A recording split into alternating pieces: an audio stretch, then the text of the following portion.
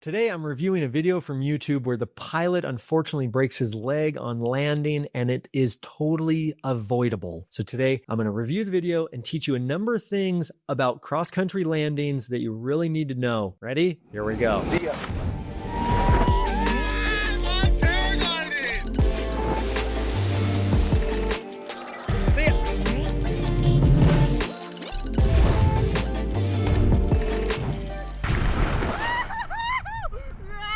Hey everybody, what's up? This is Ari in the Air. Welcome back to the channel. Stoked you're here. If you're new, welcome. I'm a Paraglide pilot who makes videos on YouTube to try to share my experience so that people can have better outcomes in paragliding, more joy, more safety. And I'm also the founder of the Paragliding Men's Group, the first and only. And I do that so that people can have better outcomes in their relationships, in their personal lives, feeling more of themselves, having conflict resolution skills, communication skills, being authentic, and really fostering a culture in their lives where people are seen and heard and appreciated, and you get those things too. So if you're that kind of man, then consider applying. Links in the description below. There's another cohort launching very soon. Let's get into this video here. It was sent in by a man named Alex, of which I very much appreciate. The video is quite old and the GoPro footage is not super crystal clear, but we do not need that. So basically, the video is very long.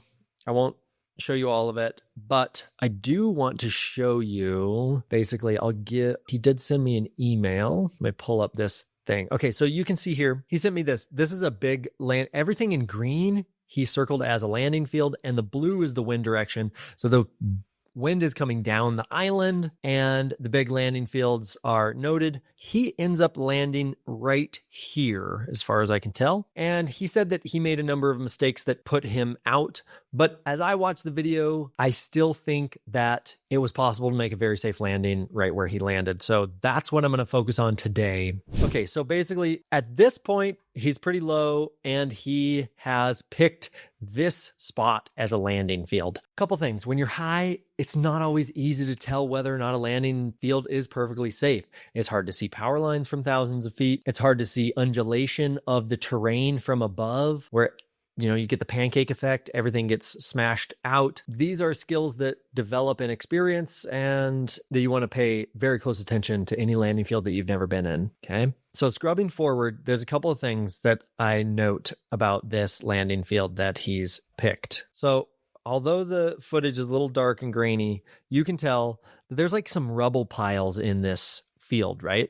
The streets are lined with light posts, and there's a flat spot here in the triangle, and then some rubble piles. What we'll also note as we get close here is there's a person. I think there's a woman, and I think she's walking her dog. And this is the first point I'd like to make about this video. Anytime that you're landing in a landing area that has pedestrians in it, you are morally obligated to yell at them. Not in a condescending way, but just to get their attention so that they know that you're trying to land there. If you've ever flown in Turkey and Aludeniz, you know that there are hundreds and hundreds of tourists walking on the landing field constantly. And if you're not constantly yelling at people, letting them know that you're there, you are at risk for injuring yourself or others by crashing into people that don't know you're there. In this video, he does not yell at this woman. She does not know that he's there. And I think that this gets into his head as a pilot. Can't confirm, but I'm going to speculate a little bit just to make my point.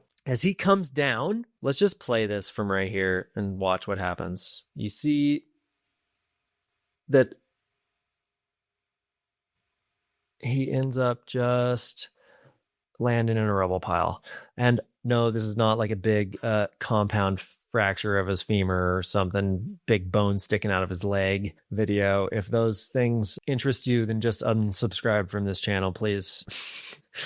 But as you can see here, there's a big portion of this landing field that is flat, landable area. Also, the street is not the end of the world. What I think happens is that he does not set up appropriately in context to the wind. He ends up landing slightly downwind. He ends up landing onto uphill terrain, the rubble pile, and he also forgets the key of landing, which is a gigantic flare. Even if you're landing downwind, you still want to flare, and even more so. So coming down, what I would recommend is as soon as you commit to landing in a landing field that has pedestrians in it, I would just yell. It's just, hey, or woo, or insert, like maybe you carry a safety whistle. Maybe you carry an air horn. Maybe you carry a clown horn.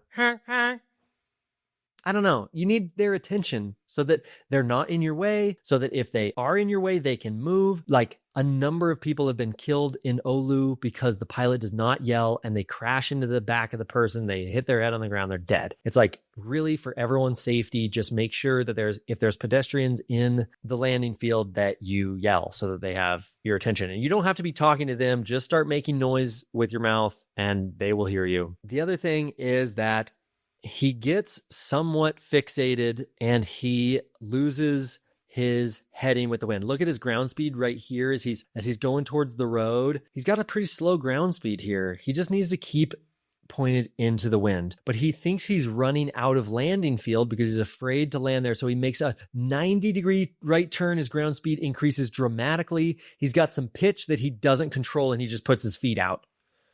Okay, so stay into the wind. Stay into the wind, okay?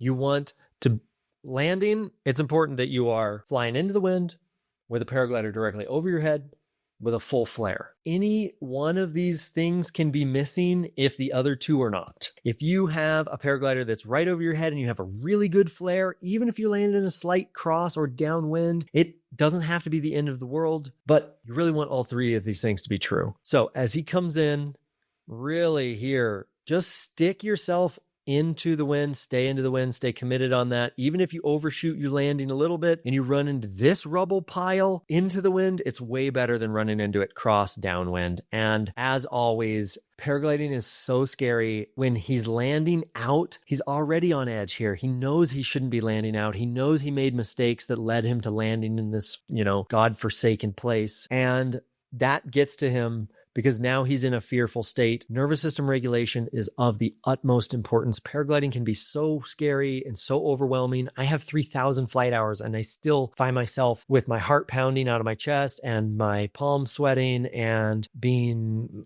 anxious and overwhelmed. All of these things are really possible even for the most experienced pilots. So nervous system regulation is an incredibly important part of your pilot training. No instructors teach it. It's something that I teach in the spring tune-up and we talk about in the Paragliding Men's group. This is also just a ubiquitous fact for the rest of your life. If you get into an argument with your spouse, your partner, your girlfriend, your child, your friends, your coworkers, and you don't have a way to understand what's happening for you somatically and in your emotions and your body, then you will not be able to take reactionary measures, deep breaths, taking space, whatever it needs to be, so that you can find yourself in a centered place where you react well and you paraglide well and you have full flares and you make good flying decisions, all of these things. So much of paragliding is emotional. So much of paragliding is somatic. Nobody talks about this. It does us a huge disservice. So I'm here to ring the bell on that. If you're a man who has a spiritual bent and you love to paraglide and you also love women and your partner and your family and your life is meaningful and you want to increase your skills and be in deep community with real badass men who take themselves seriously, then consider applying for the Paragliding Men's Group. We're launching another cohort very soon. There's limited spaces available and I take all of those applications